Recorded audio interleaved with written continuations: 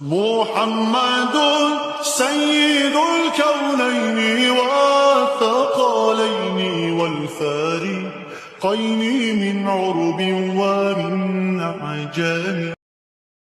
سورہ مائدہ کی کچھ آیتیں آپ کے سامنے عرض کر دیتا ہوں. سورہ مائدہ میں اہم آیت ہے. اللہ تعالیٰ نے فرمایا من قتل نفسا بغیر نفس او فساد فی الارض فکأنما قتل الناس جميعا. جس نے ناحق کسی ایک انسان کا قتل کیا اس نے پوری انسانیت کا قتل کیا، پورے دنیا کے انسانوں کا قتل کیا. ومن احیاها فکأنما احیا الناس جميعا. اور جس نے کسی ایک کو بچایا، کسی ایک کی زندگی کی حفاظت کیا، گویا کہ اس نے پوری انسانیت کو بچایا. اتنی بات یاد رکھ لینا کہ اگر تمہارے ہاتھوں سے قتل ہوا تو یہ سب سے بڑا گناہ ہے، سب سے بڑا گناہ ہے. مرڈر کرنا، قتل کرنا، اسلام میں اس چیز کی اجازت ہی نہیں ہے. ناحق، ناحق. ہاں حق کے ساتھ کچھ جگہوں پر ہے، کچھ جگہوں پر ہے. وہ قتل و قتال کی باتیں جب آئے یا جہاد کے معاملات آئے تو وہاں پر میں کبھی ذکر کروں گا، لیکن ناحق کسی کو قتل کرنے کی اجازت اسلام ہرگز نہیں دیتا. اور اسی طرح سے میں یہ بات بھی بتا دوں، حدیث پاک میں ہے آدم علیہ السلام کا بڑا بیٹا حابیل اور چھوٹا بیٹا قابیل، ان دونوں میں لڑائیاں ہوئی عورت کو لے کر کے. دونوں ایک عورت سے شادی کرنا چاہتے تھے. یہ دنیا کی پہلی داستان ہے. آدم علیہ السلام آئے ہیں اور ترنت ابھی اولاد اور نسل شروع ہو رہی ہے. سب سے پہلا جھگڑا جو دنیا میں ہوا ہے وہ عورت کی وجہ سے. بڑا اور چھوٹا دونوں ایک ہی خاتون کو اپنانا چاہتے تھے، لیکن وہ حق حابیل کا تھا، قابیل کا نہیں. چھوٹے کا نہیں تھا، وہ بڑے کا حق تھا. آدم علیہ السلام نے کہا بھی تھا، یہاں تک کہ دونوں کو حکم بھی ہوا. یہ بھی ذکر یہ سورہ مائدہ میں موجود ہے، یہ پورا ذکر موجود ہے. حضرت آدم علیہ السلام نے دونوں سے کہا کہ ایک کام کرو، ایک قربانی کرو، ایک جانور، اور کھلے میدان میں رکھو. جس کی قربانی قبول ہو گئی سمجھ لو وہ حق پر ہے. قربانی قبول ہونے کا طریقہ کیا تھا؟ آسمان سے ایک آگ آتی اور وہ قربان کیے ہوئے جانور کو اٹھا لے جاتی، یعنی وہ جانور غائب ہو جاتا آگ میں. تو جس کی قربانی قبول ہو گئی وہ حق پر ہے، اس کا حق ہے. تو ہوا یہ کہ دونوں نے قربانی کی، قابیل نے بھی اور حابیل نے بھی، اور کھلے میدان میں اپنی قربانیاں رکھ دی. اللہ تبارک و تعالیٰ کی طرف سے آسمان سے ایک آگ آئی اور حابیل کی قربانی قبول ہو گئی، یعنی بڑے بیٹے کی. شادی کرنے کا اختیار بڑے کو ہی تھا. اب قربانی سے بھی پتہ چل گیا کہ حق پر یہ حابیل ہی ہے، تب بھی یہ قابیل ماننے کو تیار نہیں تھا. عورت یہ ایک ایسے فتنے کو جنم دے دی. ساری عورتوں کی بات نہیں کر رہا ہوں، عورت کا یہ ایک ذریعہ ایسا بن جاتا ہے جس میں بڑے بڑے بھسم ہو جاتے ہیں، کئی لوگوں کے تقوی ختم ہو جاتے ہیں. تو قابیل نے کہا کہ نہیں، یہ میرا ہی حق ہے، میں ہی اپناؤں گا، میں ہی نکاح کروں گا، میں ہی شادی کروں گا. جھگڑا اتنا بڑا. آدم علیہ السلام کچھ دنوں کے لیے باہر تھے تو ابلیس وہاں سے اپنی ڈیوٹی شروع کرتا ہے. سب سے پہلے انسانوں کو گمراہ کرنے کا جو اس نے شروعات کیا.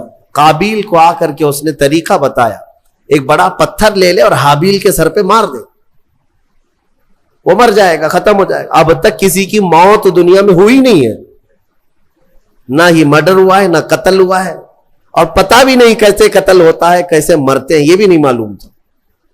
شیطان نے سب سے پہلے یہ طریقہ بتایا. تو قابیل نے ایک بہت بڑا پتھر اٹھایا اور اپنے بڑے بھائی حابیل کو، وہ ایک جگہ بیٹھا تھا، پیچھے سے جا کر سر پر دے مارا. پتھر کی چوٹ لگتے ہی وہ گر گیا اور وہیں انتقال کر گیا. موت ہو گئی حابیل کی. اب اس کو یہ تک نہیں معلوم تھا کہ مرے ہوئے کے ساتھ کرنا کیا ہے. قرآن کہتا ہے فَبَعَثَ اللَّهُ غُرَابًا يَبْحَثُ فِي الْأَرْضِ لِيُرِيَهُ كَيْفَ يُوَارِي سَوْءَةَ أَخِيهِ. اللہ نے کوے کو بھیجا. 2 کوے لڑتے لڑتے آئے اور ایک دوسرے کو ٹھونگ مار رہا تھا. مارتے مارتے ایک کوے نے دوسرے کو گرا دیا, دوسرا مر گیا. یہ قابیل بیٹھا دیکھ رہا تھا کووں کے جھگڑے کو, اور اپنے بھائی کو بھی دیکھ رہا تھا کہ وہ مری ہوئی ایک لاش ہے, کیا کیا جائے. تو کووں کو سامنے اس نے دیکھا, لڑتے لڑتے ایک کوا مر گیا. دوسرے نے کیا کیا, کوے نے جلدی سے اپنے پیروں سے تھوڑی سی مٹی ہٹائی زمین کی, اور دوسرے کوے کو گڑھے میں داخل کر دیا اور پھر اس پر مٹی پھیر دیا. یہ طریقہ دیکھ کر کے قابیل نے پھر اپنے بھائی کو دفن کرنے کا طریقہ سیکھا. قرآن کہتا ہے پھر اس نے اپنے بھائی کو دفن کیا. یہ سب سے پہلا قتل دنیا میں ہوا ہے, سب سے پہلا مرڈر ہوا ہے, اور سب سے پہلی موت. اب حدیث رسول میں تمہیں سنانا چاہتا ہوں. میرے آقا صلی اللہ تعالی علیہ وسلم ارشاد فرماتے ہیں, قیامت تک جتنے بھی قتل ہوں گے, قتل کرنے والے کو تو گناہ ہے ہی, لیکن ہر قتل کا گناہ قابیل کو دیا جائے گا. ہر قتل کا گناہ قابیل کو ہوگا, کیونکہ دنیا میں سب سے پہلا گناہ قتل والا اس نے شروع کیا. اسی لیے اس سے ریلیٹڈ ایک حدیث پاک بھی میں آپ کے سامنے نظر کر دوں. رسول مختار صلی اللہ تعالی علیہ وسلم ارشاد فرماتے, من سن سنتا حسنتا فلہ اجرھا واجر من عمل بھا. جس نے کوئی نیا طریقہ ایجاد کیا, اللہ تعالیٰ اس ایجاد کرنے کا ثواب بھی اسے دے گا, اور جتنے عمل کرتے رہیں گے ان سب کا بھی ثواب اسے دیا جائے گا. اور عمل کرنے والوں کے ثواب میں کوئی کمی نہیں ہوگی, ان کو سب کو ملتا رہے گا. لیکن جس نے شروع کیا اس کو بھی ملے گا, اس کو سب کے برابر ملے گا. وَمَن سَنَّ سُنَّةً سَيِّئَةً فَلَهُ وِزْرُهَا وَوِزْرُ مَنْ عَمِلَ بِهَا. اور میرے آقا صلی اللہ علیہ وسلم فرماتے ہیں, جس نے کوئی برا طریقہ اختیار کیا, ایجاد کیا, تو اس برا کرنے کا گناہ تو ہے ہی, لیکن اس کا دیکھا دیکھی جتنے لوگ گناہ کرتے جائیں گے ان سب کا گناہ بھی اس ایجاد کرنے والے کو دیا جائے گا.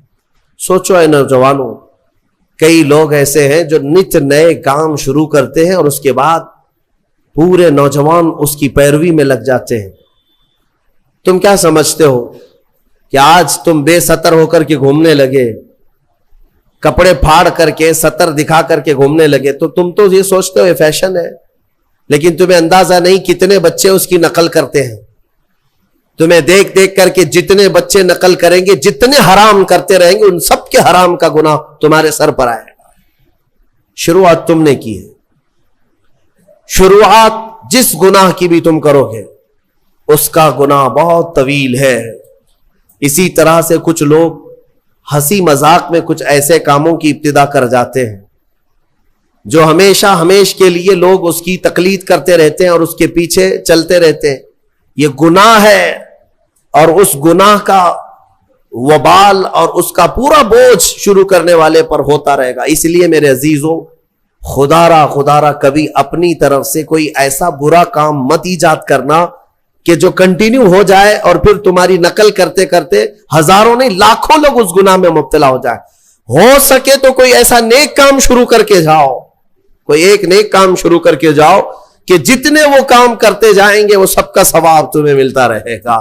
ہم نے دیکھا ہے بزرگوں نے جو بھی کرنا شروع کیا تو کوئی نہ کوئی نیکی ہی ہمارے معاشرے میں ڈالی, کوئی نہ کوئی نیکی ہی شروع کی ہے. آج پوری دنیا میں جہاں بھی جاتا ہوں دیکھتا ہوں, ہندوستان بھر کے ہر خطے میں, ہر علاقے میں چھوٹی چھوٹی گلیوں سے بھی بچے نکلتے ہیں, ہمیں دیکھتے ہیں تو لبیک یا رسول اللہ, لبیک یا رسول اللہ, لبیک یا رسول اللہ یہ نعرہ لگاتے ہیں. اس نعرے کو دینے والا ایک مرد قلندر خادم حسین رضوی, سب کو پتا ہے, دنیا جانتی ہے, ایک نئے کام کی ابتدا کیا تھا اور وہ تو قبر میں سو رہا ہے. لاکھوں جو نعرہ لگاتے ہیں سب کا ثواب اس کی قبر میں پہنچتا رہے گا. ہو سکے تو کچھ ایسا کرو کہ جس سے تمہاری قبر میں اجر کا سلسلہ کنٹینیو ہو جائے. ایسا نہیں کہ گناہوں کی شروعات کر دیا. نعوذ باللہ من ذالک. کئی نوجوانوں کو ہم نے دیکھا کہ ان کو جو کچھ بھی ملا ہے, ارے بڑے پڑھے لکھے نوجوان, ان کی پوری راتیں, ان کا پورا دن ٹک ٹاک پہ گزرتا رہا ہے, مجرے کرنے میں. ننگے ہونے میں، نئے نئے نت نئے کام شروع کرنے میں. ایسے ایسے نوجوانوں کو دیکھا جو مخنث بننا پسند کرے، ہجڑا بننا پسند کرتے ہیں، صرف لوگوں کو ہنسانے کے لیے، دکھانے کے لیے. مرد عورتوں کا لباس پہن کر کے، عورتیں مردوں کا لباس پہن کر کے ناچ کر کے دکھائے. ہم نے پوچھا یہ کیا ہے، اس سے ہوتا کیا ہے؟ کہا بس منورنجن ہے. کہا پھر تیار رہو قبر میں سارے منورنجن کے لیے. جتنوں کو تم نے تباہ و برباد کیا، جتنوں کے اخلاق کو تم نے ختم کیا، ان سب کا بھی وبال تمہارے اوپر ہوگا. حدیث رسول ہے برے کام کی ابتدا تم سے نہ ہونے پائے. کوشش یہ کرو کہ تم راستہ چلو تو بچے تمہیں دیکھ رہے ہوتے ہیں اور یہ سب نقل کریں گے، ایڈاپٹ کریں گے، ہر چیز کو کیپچر کرتے ہیں. تو کوشش یہ کرو کہ ہماری اچھی چیزیں ان بچوں میں منتقل ہو جائیں، برائیاں نہیں. اللہ تبارک و تعالی برائیاں ایجاد کرنے کی بجائے ہمیں اچھائیوں کی ایجاد کرنے کی توفیق عطا فرمائے.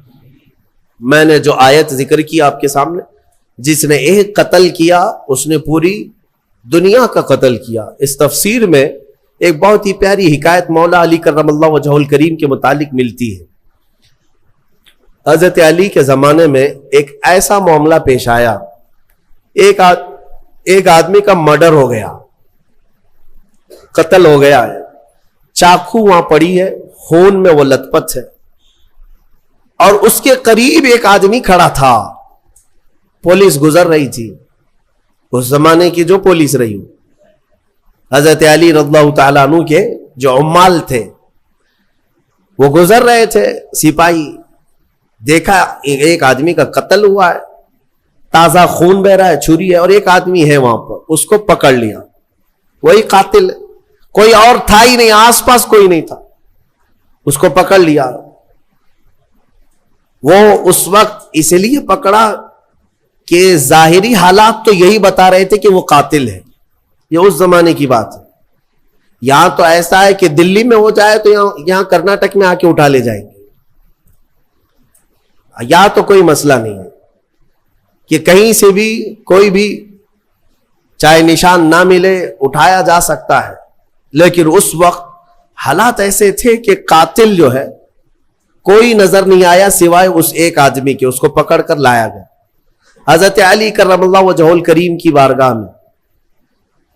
تو پھر وہاں پر فیصلے میں ثابت ہو گیا کہ اسی نے قتل کیا، کیونکہ سپاہی جو تھے وہ گواہی دے رہے تھے کہ ہم نے اس کو دیکھا ہے، رنگے ہاتھوں پکڑا، اس کے جسم پر خون کے دھبے بھی تھے، اور کون ہوگا.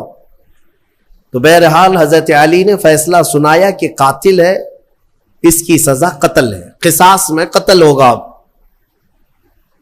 اب اس کو پھانسی پر چڑھایا جا رہا تھا.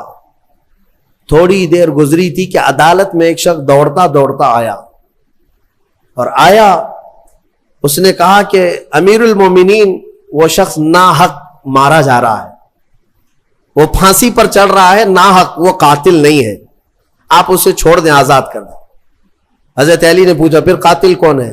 اس نے کہا میں ہوں، میں نے قتل کیا، لیکن میں وہاں سے ایسے غائب ہو گیا تھا کہ یہ شخص موجود تھا.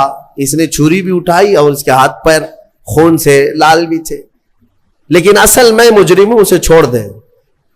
مجھے اس پر ترس آ گیا کہ ناحق وہ مارا جا رہا ہے، اس لیے میں حاضر ہو گیا، اسے چھوڑ دیں. حضرت علی نے اسے چھوڑ دیا. اب جو اصلی قاتل تھا اسے پکڑا گیا، اس کو لایا گیا. اب ظاہر سی بات ہے اب یہ اقبالی مجرم ہے، اقراری مجرم ہے. تو اس کو جب سزا سنائی جا رہی تھی تو حضرت امام حسن رضی اللہ تعالیٰ حضرت علی کے صاحبزادے، عمر اس وقت جو بھی رہی وہ جوان تھے، آئے دربار میں، کہا کہ امیر المومنین اس شخص کو بھی آزاد کر دیجیے، اس شخص کو بھی آزاد کر دیجیے، آپ معاف کر دیجیے. کہا کیسے، ایک قاتل کو کیسے آزاد کیا جا سکتا ہے؟ تب حضرت امام حسن نے اسی آیت سے استدلال کیا، دلیل میں یہ آیت پیش کیا. ابا جان کیا ہم نے قرآن میں یہ نہیں پڑھا؟ اللہ تعالیٰ فرماتا ہے جس نے کسی ایک کا قتل کیا گویا کہ اس نے پوری انسانیت کا قتل کیا، تو قاتل کو سزا تو ہونی ہے.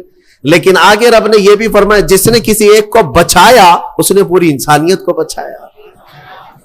اس ایک بندے نے ناحق مرنے والے کو بچا لیا. آپ کے ہاتھوں وہ پھانسی پر چڑھ جاتا, ناحق مرتا, اس کو اس نے بچایا. اس بچانے کی وجہ سے اس کو آپ آزاد کرتے. فیصلے میں اس شخص کو آزاد کیا گیا.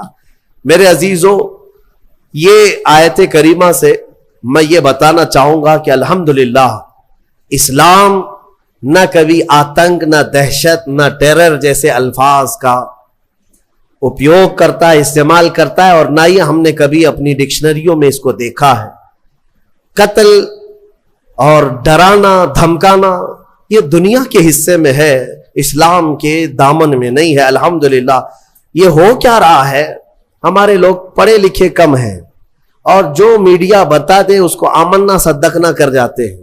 ہاں صبح سے شام تک یہ بھونک رہے ہیں صحیح ہوگا, دیکھ کر کے کچھ لوگوں کو ایسا لگنے لگا ہے کہ ہاں یہ صحیح ہوگا.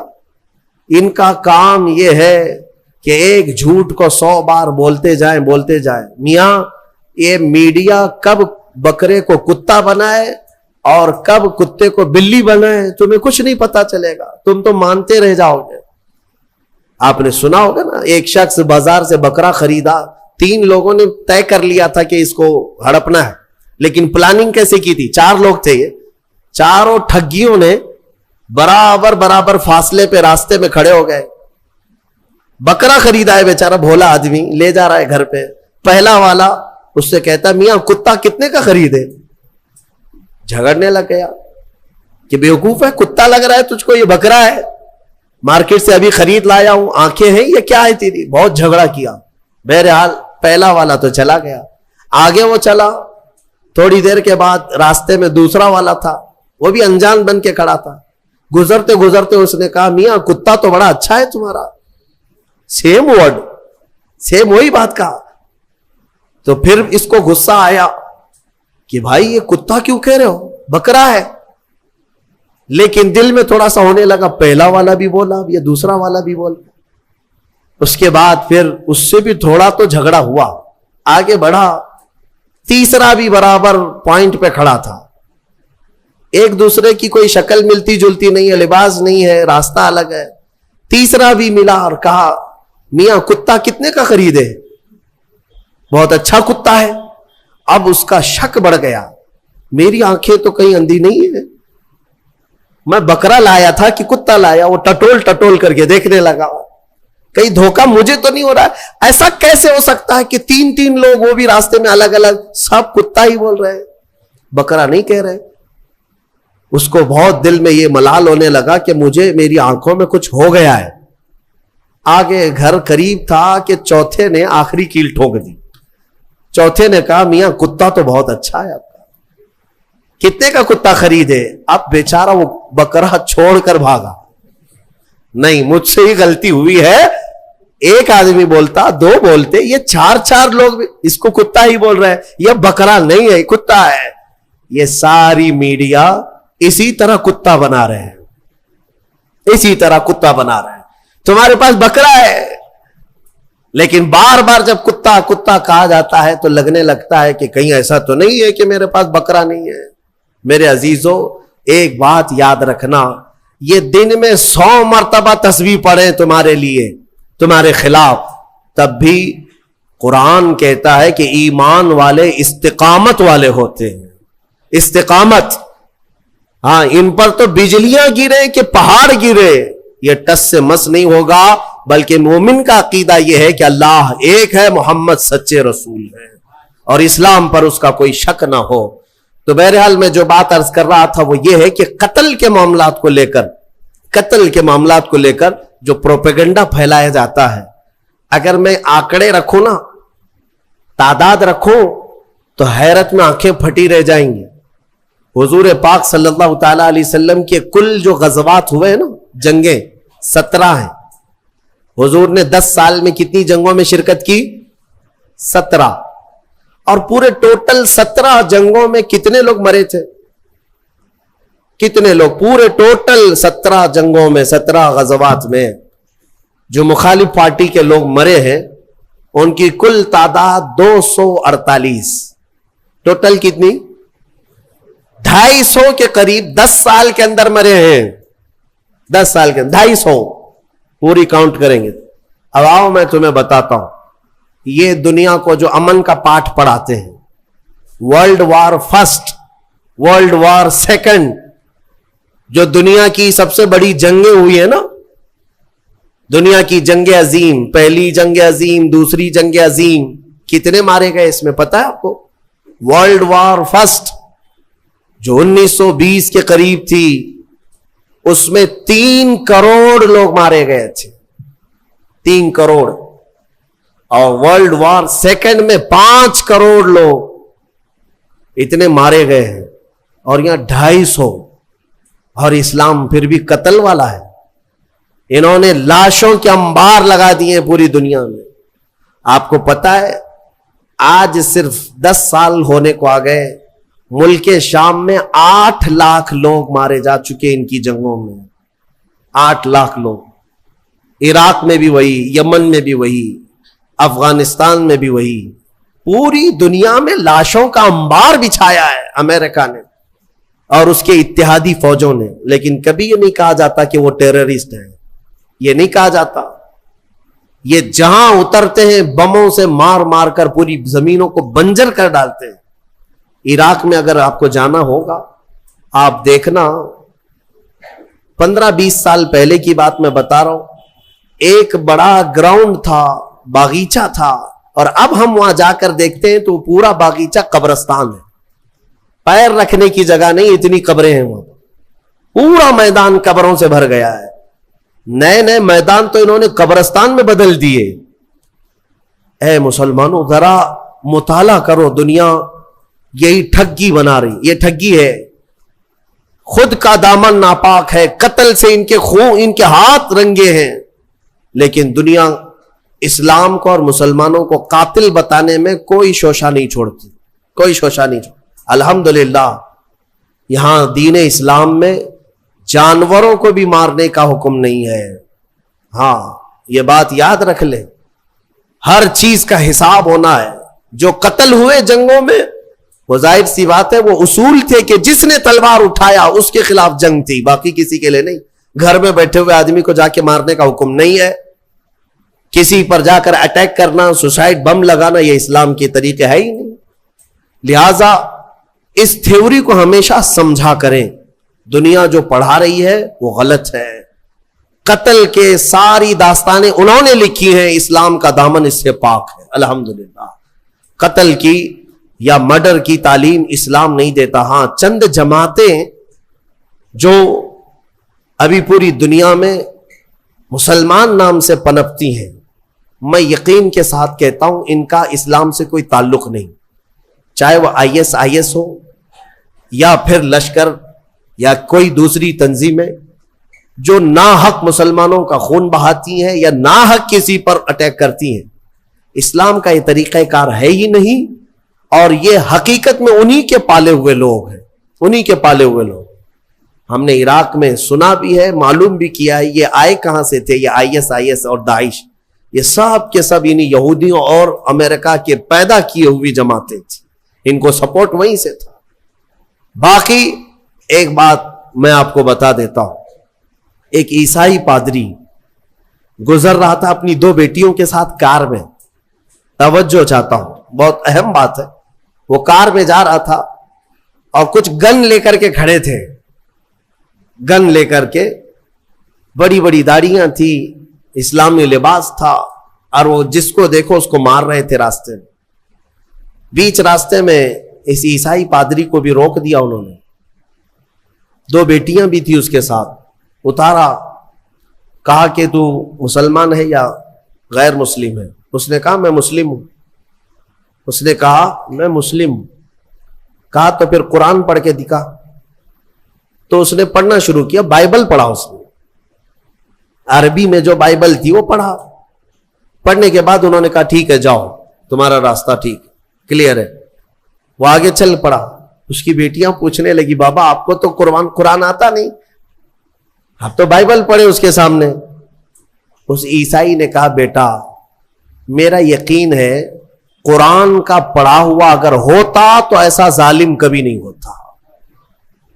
उसको कुरान आता ही नहीं, मुझे यकीन था اور قرآن اگر آتا تو ایسا ظالم نہیں بنتا کہ راستے میں کھڑے ہو کر ناحق لوگوں کا قتل کر رہا ہوتا.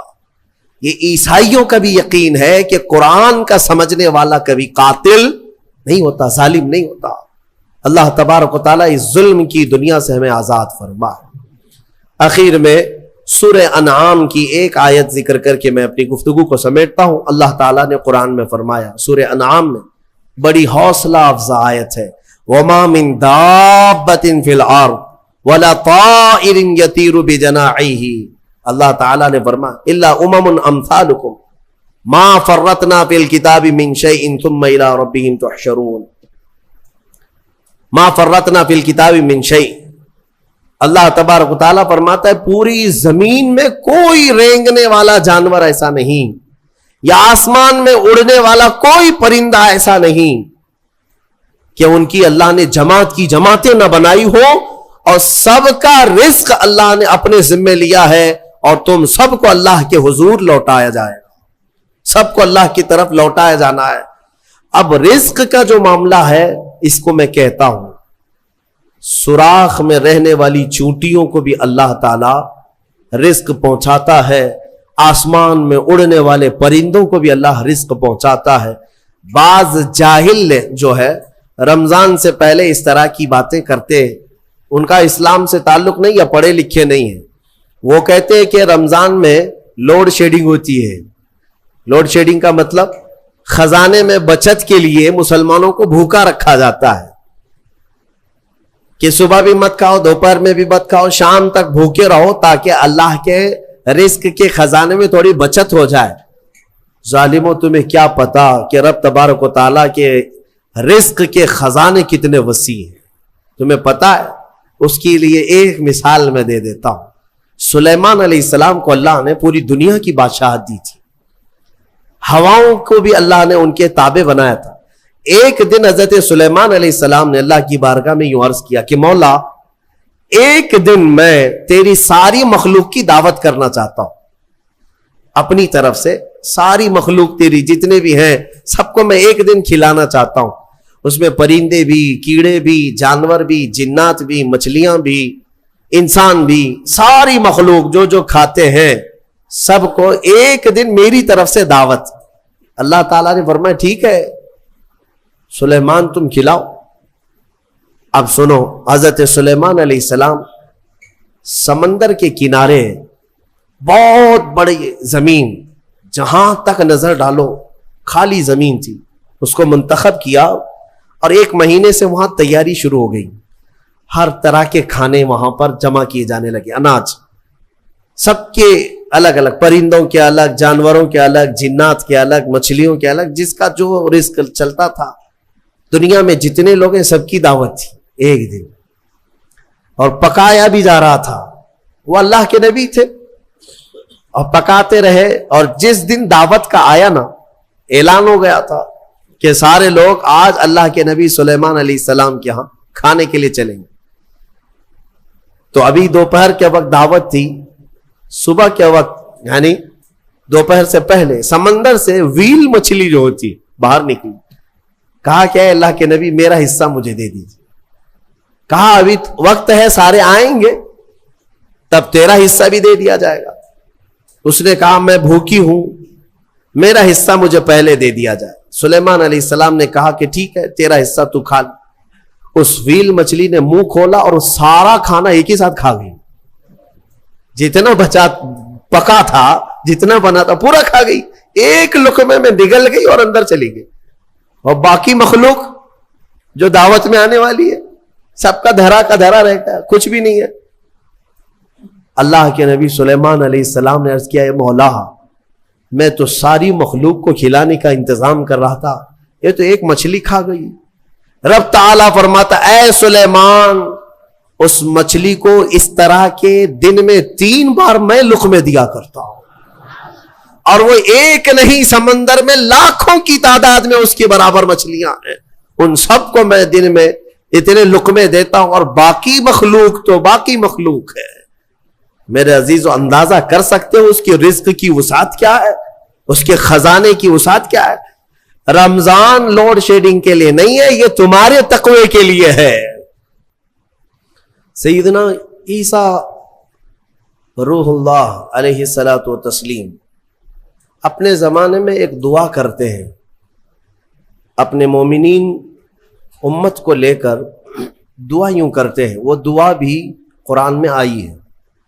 آپ نے دعا یہ کیا تھا، ربنا انزل علینا مائدۃ من السماء تکون لنا عیدا لاولنا وآخرنا وآیۃ منک۔ توجہ چاہتا ہوں، دعا کیا کیا؟ دعا میں یوں عرض کیا، اے ہمارے رب، آسمان سے تو ایک دسترخوان اتار ہمارے لیے، یعنی جنت سے ایک دسترخوان اتار، اور وہ دسترخوان کیسا ہو کہ امت کے لیے ساری چیزیں اس کے اندر میسر آ جائیں۔ دسترخوان تو سمجھ میں آتا ہے، اور رمضان میں دسترخوان نہ سمجھ میں آئے تو پھر کب سمجھ؟ دسترخوان کے اتارنے کی دعا کس نے کی؟ عیسیٰ علیہ السلام۔ لیکن جو بات توجہ کی ہے وہ یہ ہے، عیسیٰ علیہ السلام یوں کہتے ہیں، جس دن یہ دسترخوان اترے گا تکون لنا عیدا لاولنا وآخرنا، وہ دن ہمارے اگلوں کے لیے اور ہمارے پچھلوں کے لیے عید کا دن ہوگا۔ کون سا دن؟ جس دن دسترخوان اترے۔ عقل کے اندھوں کو کون سمجھائے؟ قرآن تو کہتا ہے جس دن دسترخوان اترے وہ عید کا دن ہو سکتا ہے، اور جس دن پوری کائنات کا آقا تشریف لائے وہ 12ویں ربیع الاول کا دن عید کا کیوں نہیں ہو سکتا؟ جس کے صدقے میں سارے دسترخوان آئے، جس کے صدقے میں سارے کھانے نعمت ملے۔ میرے عزیزو، یہ اہم چیز تھی، اس لیے میں نے عرض کیا کہ عیسیٰ علیہ السلام کے یہ جملے ہیں، تکون لنا عیدا لاولنا وآخرنا، ہم سے پہلے والوں کے لیے، ہمارے بعد والوں کے لیے وہ دن عید کا ہوگا جس دن دسترخوان اترے گا۔ میاں دسترخوان کے اترنے کا دن عید کا ہو سکتا ہے تو آمنہ کے لال کے آنے کا دن عید کا کیوں نہیں ہو سکتا؟ الحمدللہ ہم فخر سے یہ کہتے بھی ہیں، حشر تک ڈالیں گے ہم پیدائش مولا کی دھوم، مثل فارس نجد کے قلعے گراتے جائیں گے، خاک ہو جائیں عدو جل کر مگر ہم تو رضا، دم میں جب تک دم ہے ذکر ان کا سناتے جائیں۔ حضور پاک صلی اللہ تعالی علیہ وسلم کی آمد کا تذکرہ کرنا یہ قرآن پاک سے ثابت ہے۔ بہت سارے لوگ صرف ہم سے یہ کہتے ہیں میلاد منانا کہاں سے ثابت، کہاں سے ثابت؟ اگر تھوڑے سی عقل کا استعمال کریں تو اس طرح کے اعتراضات نہیں کریں گے۔ اور جو لوگ اعتراضات کرتے تھے بیچارے سعودی ریال کی وجہ سے، اب سعودی بھی بدل چکا ہے، اب ریال نہیں آتے، اب ریال بھی نہیں آتے، انہیں ڈالر ڈھونڈنا پڑے گا یا پاؤنڈ ڈھونڈنا پڑے گا۔ ریال والا دین ختم ہو گیا، ابھی ریال والا مذہب اب سینما تھیٹر چلا رہا ہے، اب ریال والا بیچ بنا رہا ہے۔ ہاں، جو پہلے شرک و کفر اور بدعت کے فتوے جہاں سے صادر ہوتے میرے آقا صلی اللہ تعالی علیہ وسلم کی آمد کے لیے، اب تو وہاں یہ بحث ہی نہیں ہے، ڈسکس ہی نہیں ہے۔ حرم کے اماموں کو گونگا کر دیا گیا ہے، وہ ممبر پر کھڑے ہو اور اتریں، بس اور کوئی کام نہیں ہے، جو ہو رہا ہے سب اچھا، کوئی تنقید تک نہیں کر سکتا۔ تو آج وہاں کی پرورش سے پلے ہوئے بہت سارے لوگ جو یہاں پر منڈلاتے رہتے تھے، تو ابھی جو انکم سورسز بند ہو گئے تو اب وہ شرک اور بدعت کے فتوے بھی بند ہو جائیں گے انشاءاللہ۔ اور کل بھی اہل سنت و جماعت یہی کہتے تھے کہ میلاد منانا میرے آقا صلی اللہ تعالی علیہ وسلم کی یقیناً مستحب ہے، مستحسن ہے، ثواب کا کام ہے۔ جسے حضور کی آمد کی خوشی ہو وہ کرے گا، بالکل کرے گا۔ اور ایک اہم بات لگتے ہوئے میں کر کے چلا جاتا ہوں، حضور پاک صلی اللہ تعالی علیہ وسلم کا میلاد منانا اس لیے بھی ضروری ہے کہ جیسے آپ کو قرآن پاک میں پڑھ کر کے بتا دوں، اللہ تبارک و تعالیٰ نے اپنے رسول کو یہ کیوں کہا، قل انما انا بشر مثلکم یوحی الی، اے محبوب آپ فرما دیں میں تمہاری طرح بشر ہوں۔ یہ آیت 3 جگہ آئی قرآن پاک، حضور پاک صلی اللہ تعالی علیہ وسلم سے کہا گیا آپ فرما دیں کہ میں تمہاری طرح بشر ہوں۔ کیوں؟ اور اتنا ٹکڑا لے کر کے بہت سارے وہ کہتے ہیں دیکھو رسول ہماری طرح کے بشر ہیں، رسول ہماری طرح کے بشر ہے. یہ کبھی کتے کو جا کر نہیں کہتے کہ دیکھ کتا تو بھی میری طرح ہے، تیری بھی ایک ناک ہے میری بھی ایک ہی ناک ہے، تیرے بھی 2 کان ہیں میرے بھی 2 کان ہیں. برابری کا مطلب صرف ظاہر کو دیکھنا نہیں ہوتا. حضور پاک صلی اللہ تعالی علیہ وسلم کو جو یہ حکم ہوا کہ آپ فرما دیں کہ میں تمہاری طرح بشر ہوں، اس کی وجہ کیا ہے کہ رسول پاک صلی اللہ علیہ وسلم کے کچھ معجزات ایسے تھے، معجزات جسے دیکھ کر کے عام انسان خدا نہ سمجھ لیں. جیسے عیسیٰ علیہ السلام دنیا میں جو آئے بغیر باپ کے آئے، ان کی ماں حضرت بی بی مریم کو کسی مرد نے چھوا تک نہیں پوری زندگی بھر، اس طرح ان کی پیدائش ہوئی. تو ان کی چاہنے والے محبت میں اتنا غلو کر گئے کہ عیسیٰ علیہ السلام کو خدا ہی سمجھنے لگ گئے یا خدا کا بیٹا کہنے لگ گئے. عزیر علیہ السلام کی بات میں نے کہا ابھی 2 دن پہلے تفسیر میں سنا آپ نے، 100 سال اللہ نے ان کو سلایا، پھر اٹھایا، پھر وہ واپس اپنی قوم میں آئے. تو یہودیوں نے جب دیکھا کہ 100 سال کے بعد بھی جوان ہے تو یہ اللہ کا بیٹا ہے، تو عجیب و غریب چیزوں کو دیکھ کر کے قوم کبھی کیا کرتی، الگ الگ عقیدے بنا لیتی ہے. میاں وہ تو عیسیٰ علیہ السلام کا ایک معجزہ ہے، عزیر علیہ السلام کا ایک معجزہ ہے، یہاں میرے رسول کے تو پل پل معجزے ہیں، ہاں ہر گھڑی معجزے. تو یہ سارے معجزوں کو دیکھ کر کے کوئی یہ نہ کہے یہ رسول کیسا ہے، اس کی چاند پہ بھی چلتی ہے سورج پہ بھی چلتی ہے، چاند کو کہے تو پھٹ جائے، سورج کو کہے تو ڈوبنے کے بعد نکل آئے، تو یہ خدا تو نہیں ہے. تو اللہ تعالیٰ نے حکم کیا فرمایا، آئے محبوب آپ فرما دیں کہ میں تمہاری طرح بشر ہوں. یہ بات میں اس لیے عرض کر رہا ہوں کہ سنیوں یہ بات ہمیشہ کان کھول کر کے سن لینا کہ اللہ رب العزت کے ساتھ کبھی بھی ہم رسول کو شریک نہیں کر سکتے، نہ ہی نبی کا درجہ خدا تک بڑھائیں گے، کبھی نہیں. اللہ اللہ ہے، ہاں رسول پاک اس کے محبوب ہیں، خدا نہیں ہو سکتے، خدا نہیں ہو سکتے. یہ بات ہمیشہ یاد رکھنا.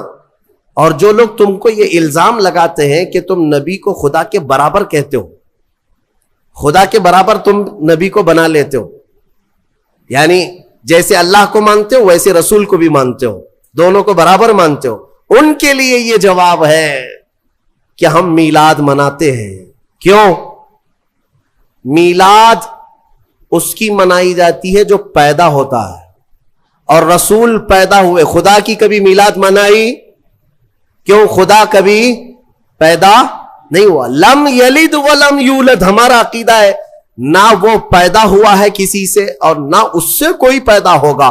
خدا کی ولادت کا دین نہیں آ سکتا، نہ ہی اس کا میلاد ہو سکتا ہے. رسول کا میلاد سنی منا کر یہ بتاتے ہیں کہ رسول پیدا ہوئے ہیں اور ہم رسول کو خدا کے برابر نہیں مانتے. یہ میلاد بھی جو ہے شرک کو ختم کرنے کا ذریعہ ہے، شرک کو ختم کرنے کا ذریعہ ہے. کہ یہ سنی اہل بیت سے بہت محبت کرتے ہیں، ان کو بلیک میل انہی ناموں سے کیا جائے. تو یہ آتے ہیں ہمارے درمیان الگ الگ پردے اوڑھ کر کے، الگ الگ لباس اوڑھ کر کے آتے ہیں، اور تمہارے اندر وہ بیکٹیریا، وہ جراثیم ڈالنے کی کوشش کرتے ہیں جو ان کے عقیدے ہیں. اگر میں وہ عقیدے کھولوں تو یہاں بڑی طویل بحث چلی جائے گی، میرا ٹاپک ہی ہٹ جائے گا. بعد میں بات یہ ہو جائے گی کہ پوری تقریر اسی پر ہونا پڑے گی کہ ان کے عقائد آج جامعہ ازہر میں ہم نے پڑھا بھی ہے. یہ لوگ حضرت علی کرم اللہ وجہہ الکریم کو انبیاء اکرام سے افضل کہتے ہیں. ہم بھی حضرت علی کی محبت اور ان کی تعظیم کو اپنا ایمان کا حصہ سمجھتے ہیں، لیکن رسول پاک صلی اللہ علیہ وسلم اور انبیاء سے بڑھ کر کے نہیں، نبی سے بڑھ کر کے کوئی غیر نبی نہیں ہو سکتا. اور یہ مولا علی کرم اللہ وجہہ الکریم کے متعلق بعض شیعہ تو یہاں تک کہتے ہیں، معاذ اللہ اب بھی موجود ہے انٹرنیٹ پر ایسے ویڈیو کلپس بھی موجود ہیں، کچھ شیعہ یہ تک کہہ جاتے ہیں اللہ فاطمہ زہرا کے گھر کو اپنی داڑھی سے جھاڑو لگاتا ہے. معاذ اللہ رب العالمین، نعوذ باللہ من ذالک. یہ ایسے جملے ہیں جس کو کہنے سے بھی دل کتراتا ہے. اہل بیت کی محبت سر آنکھوں پر، لیکن ان کو خدا کے درجے تک پہنچانا یہ شرک ہے. یہی تو عیسائیوں نے کیا. عیسائی پہلے صحیح مومن تھے، لیکن چلتے چلتے بعد میں انہوں نے عیسیٰ علیہ السلام کو خدا کا بیٹا کہنا شروع کر دیا، حضرت مریم کو خدا کی بیوی کہنا شروع کر دیا. اسی طرح شیعہ بگڑ گئے. سارے شیعوں کی بات نہیں کر رہا، اس میں کچھ فرقے ہیں جو غلات ہیں، غالی شیعہ ہیں. اللہ ان کی نوستوں سے محفوظ رکھے. اسی لیے میرے عزیزو، اہل سنت و جماعت کا دامن کبھی ترک نہ کرنا، کبھی نہ چھوڑنا. یہ ایسا درمیانی راستہ ہے جس مسلک میں آج ہمیں صحابہ کی تعظیم بھی سکھائی جاتی ہے اور اہل بیت اطہار کی تعظیم بھی سکھائی جاتی ہے. یہاں ایک بال برابر بھی ہمیں ادھر سے ادھر ہونے نہیں دیا جائے گا. ایک بات سمجھ کر کے چلیں. اور جب ایسے موضوعات چھڑ جائیں کہیں مجلسوں میں، یہ بات بھی سمجھ کے چلو. صحابہ کو ایک طرف لے کر کے، اہل بیت کو ایک طرف لے کر کے آج انٹرنیٹ پر کچھ ایسے مناظرے کرنے والے ہیں. فیس بک کے مناظر بہت سے ہیں، سوشل میڈیا کے بڑے بڑے مناظر ہیں. نکڑ پر بیٹھ کر کے اور گٹر پہ بیٹھ کر کے مناظرے کرتے رہتے ہیں. کس بات پر؟ کہ صدیق اکبر افضل ہیں، کہ مولا علی افضل ہیں، فاطمہ زہرا خطا پر تھی، کہ حضرت ابو بکر خطا پر تھے. معاذ اللہ، تم ہوتے کون ہو ان باتوں کو چھیڑنے والے؟ 14 صدیاں گزر گئیں، نہ تم ان کے زمانے میں ہو، نہ تمہارے باپ داداؤں نے انہیں دیکھا ہے. اور آج بیٹھ کر کے تمہارا ایمان کتنا ہے، تمہارا عمل کتنا ہے، تمہارا علم کتنا ہے، اتنی مقدس ہستیوں پر تم آج انٹرنیٹ پر بیٹھ کر کے مناظرے کر رہے ہو. ان بحثوں کو چھوڑو، شیطان یہاں تمہارا ایمان تباہ کر دے گا. جب ایسی باتیں آ جائیں، صحابہ اکرام کے آپس کے جو بھی معاملات ہوئے ہیں، تو ان باتوں کو جب بھی کوئی تمہارے درمیان چھیڑے تو اتنا کہیں کہ ان دونوں کا معاملہ وہ حل کرے گا جو ان دونوں سے بڑا ہوگا. میں کون ہوں؟ میں تو 14 صدیوں کے بعد آیا ہوا ایک چھوٹا سا بچہ ہوں. اگر ان صحابہ کے درمیان کچھ معاملات ہوئے ہیں تو اللہ موجود ہے، رسول کریم صلی اللہ علیہ وسلم ان کے سرپرست ہیں. دیکھا جائے گا قیامت کے دن ان کے جو بھی معاملات ہوں گے اللہ ان کا فیصلہ فرمائے گا. تم کیوں اپنا ایمان خراب کرتے ہو؟ میری بات سمجھ میں آ رہی ہے؟ صحابہ کرام کی بات آئے، اہل بیت کی بات آئے، یا ان کے آپسی کچھ بھی معاملات کی بات آئے، تو وہاں سے اپنا دامن اٹھا لینا، فوراً اس محفل کو چھوڑ دینا. اپنی رائے دینے کی بھی کوشش مت کرنا کہ کون صحیح تھا کون غلط تھا. یہ تمام معاملات میں اپنی رائے بھی مت دو، اس لیے کہ پھر تمہاری بھی پکڑ ہوگی. جس دن تم یہ کہو گے تو قیامت کے دن تم سے بھی پوچھا جائے گا، تم ان دو بڑے لوگوں کے درمیان فیصلہ کرنے کے لیے بیٹھے تھے، پہلے تو بتا تیرے اعمال کہاں ہیں؟ تم فیصلہ کرنے کے قابل ہو؟ اس لیے میرا تو طریقہ یہ ہے، جب بڑوں کی بات آئے، بزرگان دین، سلف صالحین، صحابہ تابعین کی بات آئے، کچھ بھی ان کے درمیان اگر اختلاف بھی ہوا ہو تو ان تمام اختلافات کو اللہ کے حوالے کر دو، اللہ رب العزت کے حوالے کر دو. وہ احکم الحاکمین ہے، قیامت کے دن فیصلہ فرمائے گا. عزیزان گرامی وقار، صحابہ اکرام کے بارے میں آج کیوں کہہ رہا ہوں آپ کو معلوم ہے؟ آپ رسول کریم صلی اللہ تعالی علیہ وسلم پر ایمان لاتے ہیں، حضور کو خاتم النبیین مانتے ہیں، اللہ کے نبی صلی اللہ تعالی علیہ وسلم کی ہر بات کو تسلیم کرتے ہیں، رسول کریم صلی اللہ تعالی علیہ وسلم کی ہر بات کو تسلیم کرتے ہیں. اب چلیے آپ مسلمان ہیں، مجھے یہ بتاؤ رسول کریم صلی اللہ تعالی علیہ وسلم نے کب آپ سے کہا کہ فجر کی نماز پڑھو، ظہر کی نماز پڑھو، عصر کی نماز پڑھو؟ آپ سے ڈائریکٹ آ کر کے حضور نے فرمایا؟ نہیں فرمایا. حضور اکرم صلی اللہ علیہ وسلم نے کس سے فرمایا؟ کس سے فرمایا؟ اپنے صحابہ سے فرمایا. جو کچھ بھی میرے آقا کی زبان سے نکلا وہ پورا کیا ہے؟ دین ہے. وہ پورا کیا ہے؟ دین ہے. قرآن میرے آقا کی زبان سے نکلا، اللہ تعالیٰ نے وہی فرمائی اور حضور نے پڑھ کر سنایا. کس کو سنایا؟ صحابہ کو سنایا. رمضان کے 30 روزے رکھنا ہے، حضور نے کس کو بتایا؟ صحابہ کو بتایا. حج فرض ہے، میرے آقا نے کس کو بتایا؟ صحابہ کو بتایا. زکوٰۃ فرض ہے، میرے آقا نے کس کو بتایا؟ یہ میرا پورا دین میرے آقا نے صحابہ کو بتایا. اگر ان صحابہ کو ہٹا دیا جائے تو پھر ہمارا دین کچھ بھی نہیں ہے. ہم تک اگر دین کو منتقل کیا ہے، ٹرانسفر کیا ہے، تو کس نے کیا؟ صحابہ اکرام نے. ان کو چھوڑ کر کے تم کوئی فیصلہ نہیں لے سکتے. صحابہ اکرام رضوان اللہ تعالی علیہم اجمعین نے روایتیں کی، حضور صلی اللہ علیہ وسلم کی باتیں ہم تک منتقل کی. ارے یہ قرآن جس پر کل آپ نے پوری مفصل گفتگو سنی ہے، یہ پورا قرآن بھی اگر محفوظ ہم تک پہنچانے میں بڑا کردار ادا کیا ہے تو صحابہ اکرام نے کیا. حضور صلی اللہ علیہ وسلم سے انہوں نے جتنا سنا تھا سب کچھ انہوں نے لکھا اور جمع کیا، اور امت بعد میں آنے والی امت کو یہ امانت پہنچائی. اسی لیے صحابہ اکرام کے معاملات کو سنو. اور میں آج دعوت فکر دیتا ہوں میرے ہر بچے کو، ہر دوست اور میرے ہر بھائی کو، کہ اب دوسروں کی ادھر ادھر کی تاریخ پڑھنے سے بہتر ہے کہ پہلے تم صحابہ کی تاریخ پڑھو. یہ تمہیں رسول کریم صلی اللہ تعالی علیہ وسلم کا حقیقی عشق اور محبت سکھاتے ہیں. ہم تو تقریروں میں بتاتے ہیں، یہ الگ معاملہ ہے، لیکن صحابہ جو اپنے عمل سے بتاتے ہیں اس کی مثال ملتی نہیں ملے گی. رسول کریم صلی اللہ تعالی علیہ وسلم کی جو اطاعت، فرما برداری، جو حضور اکرم صلی اللہ علیہ وسلم کا ادب و احترام انہوں نے کہہ کر کے نہیں کر کے دکھایا ہے، وہ اس کی کوئی بھی مثال آج تک نہیں ملتی. چند صحابہ اکرام کی میں باتیں بتاؤں، کتنی محنت، مشقت اور دقت سے یہ اسلام میں آئے اور جمے رہے. ان کے بارے میں قرآن کہتا ہے ان الذین قالوا ربنا اللہ ثم استقاموا، بے شک وہ لوگ جنہوں نے کہا اللہ ہمارا رب ہے پھر اس پر جمے رہے. تتنزل علیہم الملائکہ، اللہ فرماتا ہے ان پر رحمت کے فرشتے اتارے جاتے ہیں. یہ صحابہ کے بارے میں بات آئی. ایک بار جب انہوں نے کہہ دیا اللہ ہمارا رب ہے پھر ہٹتے نہیں تھے، اس سے ہٹتے نہیں تھے. آج کی جو موب لنچنگ ہے ان کے ساتھ بھی ہوئی ہے، بلکہ اس سے بھی زیادہ سخت طریقے سے ہوئی ہے. صحابہ اکرام رضوان اللہ تعالی علیہم اجمعین کو جو اذیتیں دی گئی، جو مشقتیں دی گئیں، میرے عزیزوں کان کھڑے ہو جاتے ہیں سنتے ہوئے. ان میں جو اذیتیں سہنے والے حضرت خباب بن الارت رضی اللہ تعالیٰ عنہ، جب یہ مدینہ طیبہ آئے، حضرت خباب رضی اللہ تعالیٰ عنہ، ان کی پیٹھ پوری گل چکی تھی. کس وجہ سے؟ ان کی پیٹھ جب یہ اپنا دامن اٹھاتے تھے تو ریڑھ کی ہڈی دکھتی تھی.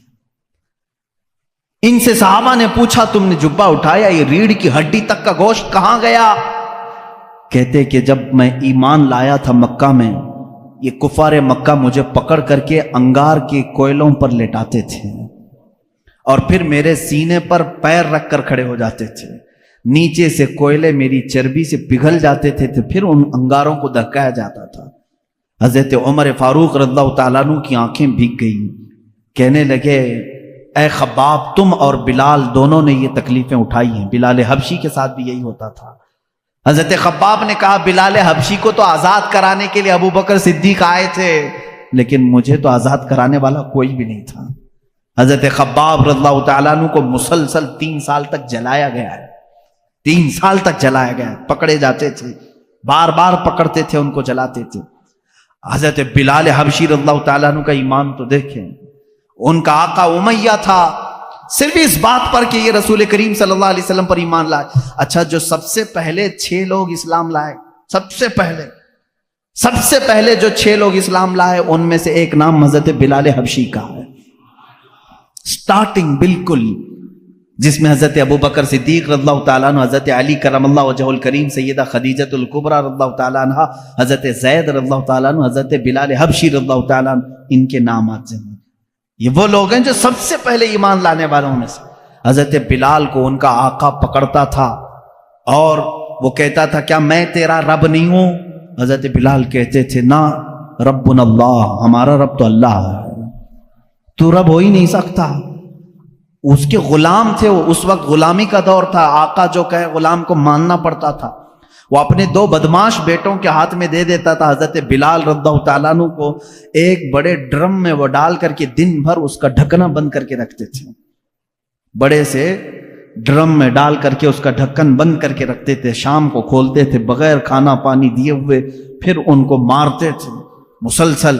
اور ایک دن تو اوباش لڑکوں کے ہاتھ میں ان کے آقا نے پیر میں رسی باندھ کر کے دے دیا. وہ بدماش لڑکے مکہ کی گلیوں میں حضرت بلال کو کھینچتے ہوئے لے جاتے تھے.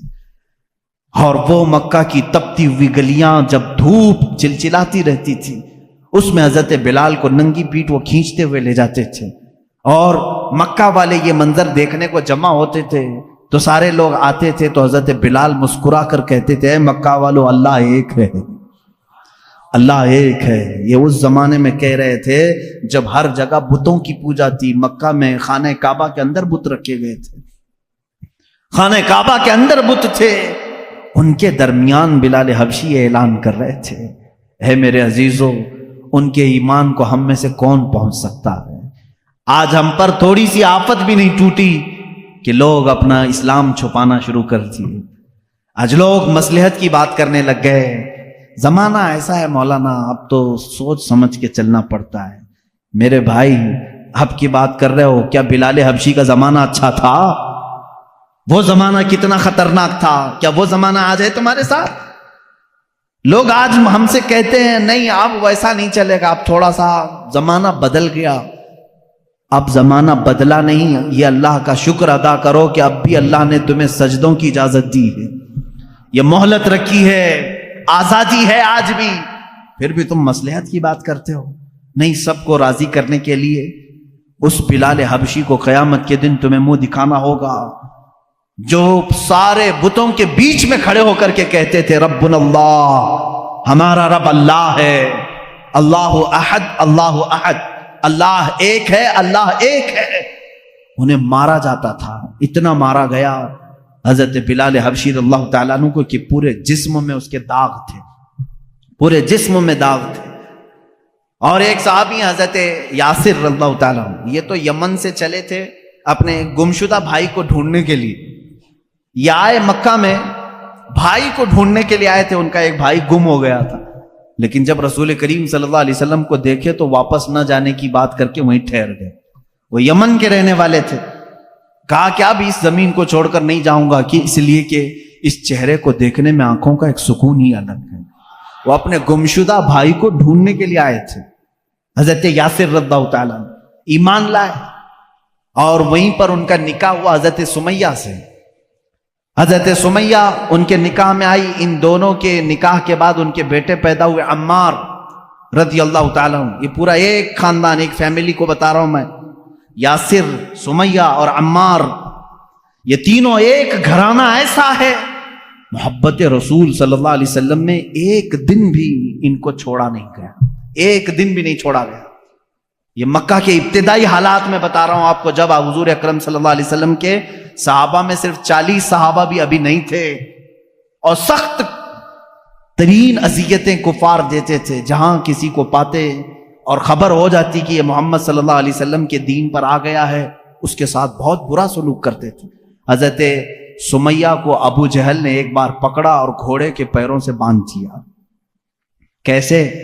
گھوڑے کے سامنے کے دونوں پیروں سے ان کے ہاتھ باندھے، گھوڑے کے دونوں پیچھے کے پیروں سے ان کے پیر باندھے اور گھوڑے کو دوڑایا۔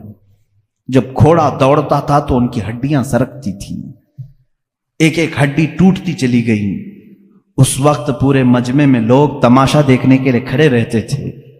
اللہ ان کی مرقد پر گوہر باری کرے۔ سیدہ سمیہ رضی اللہ تعالیٰ عنہ اس حالت میں بھی کہتی تھیں اللہ احد اللہ احد، اللہ ایک ہے، اللہ ایک ہے، تم ہم سے ہمارا ایمان نہیں لے سکتے۔ یہاں تک کہ حضرت سمیہ رضی اللہ تعالیٰ عنہ کو گھوڑا دوڑاتے ہوئے لے آیا تو ابو جہل نے اپنے ایک نیزے سے ان کی شرمگاہ پر مارا، جس کی وجہ سے وہ شہادت پا گئیں۔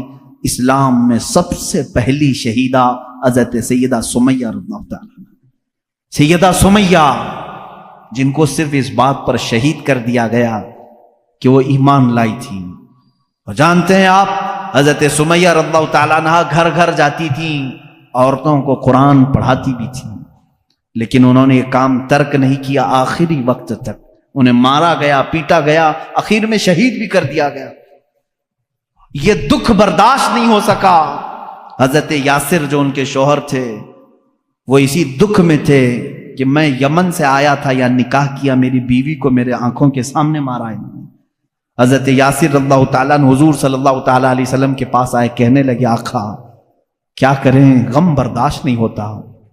اللہ کے نبی صلی اللہ علیہ وسلم نے فرمایا اصبروا فإن موعدکم الجنہ، تھوڑا اور صبر کرو، جنت تمہارے انتظار میں ہے۔ حضرت یاسر رضی اللہ تعالیٰ عنہ کو بھی ان کفار مکہ نے پکڑا اور ان کے ساتھ بھی بہت برا سلوک کیا، وہ بھی شہید ہوئے۔ یہ اسلام کے 2 سب سے پہلے شہید ہیں۔ حضرت عمار جو بیٹے اکیلے بچ گئے تھے، جن کی آنکھوں کے سامنے ماں کو بھی مارا گیا ہو، باپ کو بھی مارا گیا ہو، ان کو کفار مکہ نے بلا کر کے سمجھایا، دیکھ تیری ماں بھی چلی گئی اور وہ بھی بری طرح زخمی تھی، ہڈیاں ٹوٹ گئی تھی، تیرے باپ بھی دنیا سے چلے گئے، تو اکیلا رہ گیا، کیوں محمد کے پیچھے لگا ہے صلی اللہ علیہ وسلم؟ کیوں تو اپنے مکہ والوں کو چڑھاتا ہے؟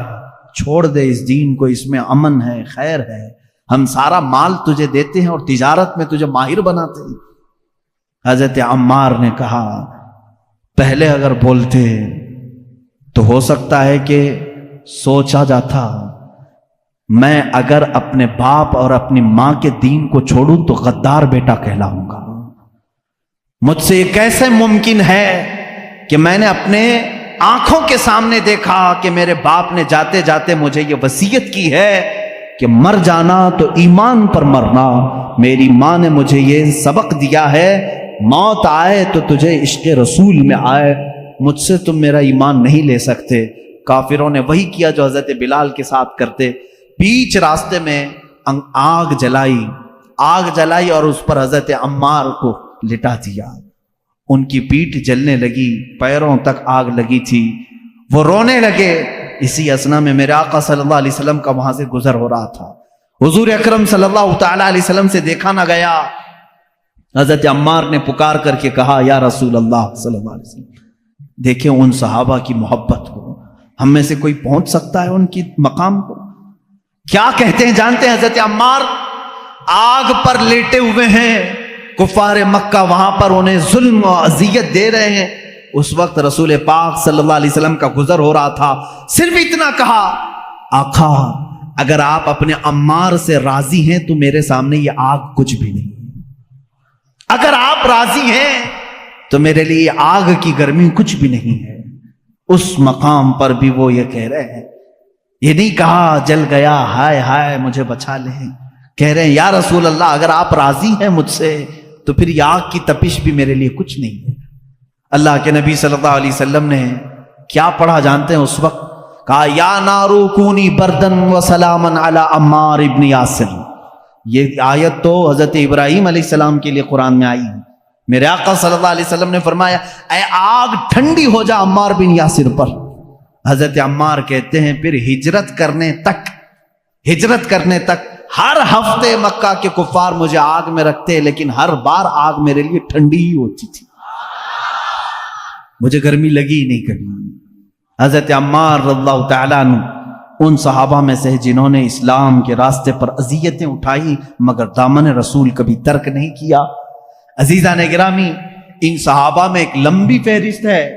رسول پاک صلی اللہ تعالی علیہ وسلم کے لیے صحابہ نے صرف اپنی جانیں نہیں، اپنا مال بھی، اپنا وقت بھی، اپنی عزیز ترین خواہشات بھی، اپنی محبتیں سب قربان کیا ہے۔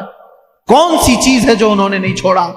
ایک صحابی حضرت ابو طلحہ انصاری رضی اللہ تعالیٰ عنہ، یہ وہ صحابی ہیں مدینہ طیبہ میں حضور اکرم صلی اللہ تعالیٰ علیہ وسلم ان کی بڑی تعریف فرماتے تھے۔ جنگ حنین میں جہاں بڑے بڑے مجاہدین کے پاؤں اکھڑ گئے تھے، جنگ حنین ایک سخت جنگ ہے جس میں مسلمانوں پر بہت سخت مسئلہ آ گیا تھا، پاؤں پیچھے ہٹانے کا معاملہ تک آ گیا تھا۔ اس وقت بھی حضرت ابو طلحہ رضی اللہ تعالیٰ عنہ ڈٹے رہے اور تنہا اپنے ایک ہاتھ سے 20 کافروں کو انہوں نے مارا تھا، 20 لوگوں کو مارا تھا۔ صحابی رسول، ان کے پاس بڑی بڑی فضیلتیں تھے، میرے آقا صلی اللہ تعالیٰ علیہ وسلم ان سے محبت فرماتے۔ جب مدینے میں کوئی مہمان آتا تو کہتے ابو طلحہ کے گھر بھیجا کرو، کیونکہ حضرت ابو طلحہ مہمانوں کی ایسی ضیافت کرتے تھے، اللہ اکبر۔ حضور اکرم صلی اللہ تعالیٰ علیہ وسلم کے گھر ایک مہمان آئے، حضور نے فرمایا ابو طلحہ لے جاؤ، لے کر کے آئے۔ گھر آئے تو پتہ چلا بیوی نے کہا کھانا کچھ بھی نہیں ہے، ایک ہی آدمی کھا سکتا ہے، بچے بھی ہیں، آپ بھی ہیں، میں بھی ہوں، اور ایک مہمان کو آپ لے کر کے آئیں۔ حضرت ابو طلحہ نے کہا کوئی بات نہیں، بچوں کو سلا دو، بچوں کو تھپک کر سلا دو، کل ان کے لیے دیکھا جائے گا، اور رہی بات تیری اور میری، ہم رات کو صبر کر لیں گے۔ ہمارے کھانے میں سب سے پہلا حق مہمان رسول کا ہے۔ کون ہے جو اپنے گھر کی ایک کھانے کی مقدار کو آئے ہوئے مہمان کے لیے دے دے؟ اپنے بچوں کو سلا دیا، بیوی سے کہہ دیا، لیکن مہمان کو یہ بات معلوم ہونے نہ پائے کہ میرے گھر میں صرف ایک آدمی کا کھانا ہے۔ کہا دسترخوان بچھانا، کھانا رکھنا، لیکن اے میری شریک حیات چراغ بجھا دینا، چراغ گل کر دینا۔ ان کی بیوی نے دسترخوان پر کھانا رکھنے کے بعد چراغ بجھا دیا، چراغ بند ہو گیا، اندھیرا رہا۔ حضرت ابو طلحہ نے مہمان کے سامنے کھانے کی برتن آگے کی، کہا آپ کھاتے رہے، میں بھی کھا رہا ہوں۔ آپ نے صرف منہ چلایا اور مہمان کو پیٹ بھر کر کھانا کھلایا، یہاں تک کہ صبح ہوئی۔ جب رات مہمان نے ابو طلحہ کے گھر گزاری، صبح ہوئی، رسول کریم صلی اللہ تعالیٰ علیہ وسلم کے پاس آپ آئے۔